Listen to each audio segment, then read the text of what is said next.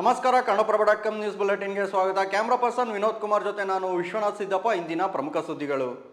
ಕನ್ನಡದಲ್ಲಿ ಮಾತನಾಡಿ ಎಂದಿದ್ದಕ್ಕೆ Marathi ಪುಂಡರು KSRTC bus conductor ಮೇಲೆ ಹಲ್ಲೆ ಮಾಡಿರುವ ಪ್ರಕರಣ ತೀವ್ರ ಸ್ವರೂಪ ಪಡೆದುಕೊಂಡಿದ್ದು, ಮಹಾರಾಷ್ಟ್ರ ಹಾಗೂ ಕರ್ನಾಟಕ ಗಡಿಯಲ್ಲಿ ಪರಿಸ್ಥಿತಿ ಬೂದಿ ಮುಚ್ಚಿದ ಕೆಂಡದಂತಿದೆ.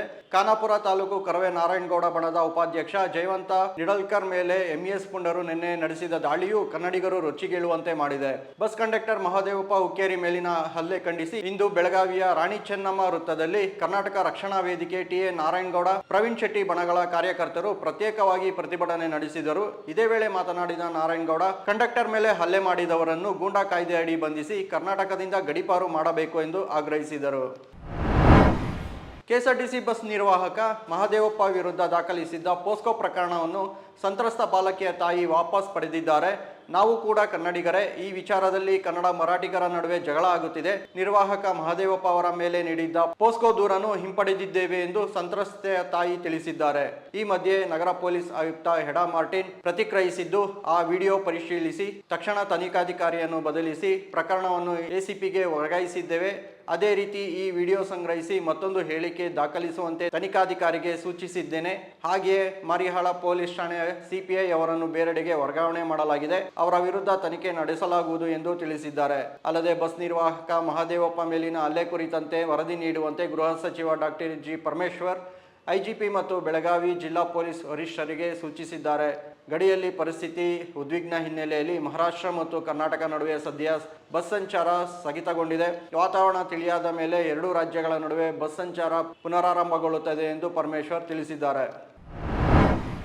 ಮಂಗಳೂರಿನ ಕೋಟೆಕಾರು ವ್ಯವಸಾಯ ಸೇವಾ ಸಹಕಾರಿ ಬ್ಯಾಂಕ್ ದರೋಡೆಯ ಇಬ್ಬರು ಮಾಸ್ಟರ್ ಮೈಂಡ್ಗಳನ್ನು ಬಂಧಿಸುವಲ್ಲಿ ಪೊಲೀಸರು ಯಶಸ್ವಿಯಾಗಿದ್ದಾರೆ. ಕೆಸಿ ರೋಡ್ ನಿವಾಸಿ ಮೊಹಮ್ಮದ್ ನಜೀರ್ ಹಾಗೂ ಭಾಸ್ಕರ್ ಅಲಿಯಾಸ್ ಶಶಿದೇವರ್ ಬಂಧಿತ ಆರೋಪಿಗಳು. ಸ್ಥಳೀಯ ನಿವಾಸಿ ಮೊಹಮ್ಮದ್ ನಜೀರ್ ಜೊತೆ ಸಂಪರ್ಕ ಮಾಡಿ 6 ತಿಂಗಳ ಹಿಂದೆಯೇ ಸಂಚು ರೂಪಿಸಿ ದರೋಡೆ ನಡೆಸಲು ಇಬ್ಬರು ದಿನಾಂಕ ಹಾಗೂ ಸಮಯ ನಿಗದಿ ಮಾಡಿದ್ದರು. ಆರೋಪಿಗಳು ದೋಚಿದ್ದ 18 ಕೆಜಿ ಚಿನ್ನವನ್ನು ವಶಪಡಿಸಿಕೊಳ್ಳಲಾಗಿದೆ.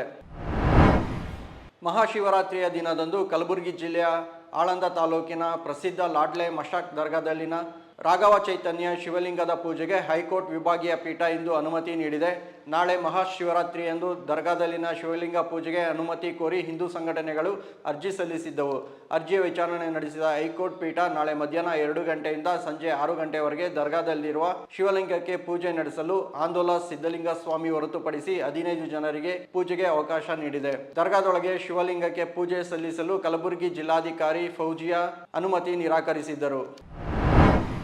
17 ವರ್ಷದ ಅತ್ಯಾಚಾರ ಸಂತ್ರಸ್ತೆಗೆ ಸಹಾಯ ಮಾಡುವ ನೆಪದಲ್ಲಿ ಲೈಂಗಿಕ ದೌರ್ಜನ್ಯ ಎಸಗಿದ ಆರೋಪ ಪೊಲೀಸ್ ಕಾನ್ಸ್ಟೇಬಲ್ ಸೇರಿದಂತೆ ಇಬ್ಬರು ಪೊಲೀಸರನ್ನು ಬಂಧಿಸಿದ್ದಾರೆ. ಬೊಮ್ಮನಹಳ್ಳಿ ಪೊಲೀಸ್ ಠಾಣೆಯಲ್ಲಿ ಪೊಲೀಸ್ ಕಾನ್ಸ್ಟೇಬಲ್ ಆಗಿದ್ದ ಆರೋಪಿ ಅರುಣ್ ಮತ್ತು ಸಂತ್ರಸ್ತೆಯ ಗೆಳೆಯ ವಿಕಿಯನ್ನು ಮೈಕೋಲ್ ಲೇಔಟ್ ಪೊಲೀಸರು ಬಂಧಿಸಿದ್ದಾರೆ. ಬೊಮ್ಮನಹಳ್ಳಿ ಪೊಲೀಸ್ ಠಾಣೆಗೆ ತಾಯಿ ಜೊತೆ ದೂರು ನೀಡಲು ಬಂದಿದ್ದ ಸಂತ್ರಸ್ತ ಅಪ್ರಾಪ್ತ ಬಾಲಕಿಗೆ ಸಹಾಯ ಮಾಡುವ ನೆಪದಲ್ಲಿ ಕಾನ್ಸ್ಟೇಬಲ್ ಅರುಣ್ ಬಾಲಕಿಯ ವಿಶ್ವಾಸ ಗಳಿಸಿಕೊಂಡಿದ್ದನು. ನಂತರ ಆಕೆಯ ಮೇಲೆ ದೌರ್ಜನ್ಯ ಎಸಗಿದ್ದಾನೆ ಎಂದು ಸಂತ್ರಸ್ತೆಯ ತಾಯಿ ಆರೋಪಿಸಿದ್ದಾರೆ. ಇವು ಇಂದಿನ ಪ್ರಮುಖ ಸುದ್ದಿಗಳು. ವಿವರವಾದ ಸುದ್ದಿಗಳಿಗಾಗಿ ಕನ್ನಡಪ್ರಭ.com ನೋಡಿ. ನಮಸ್ಕಾರ.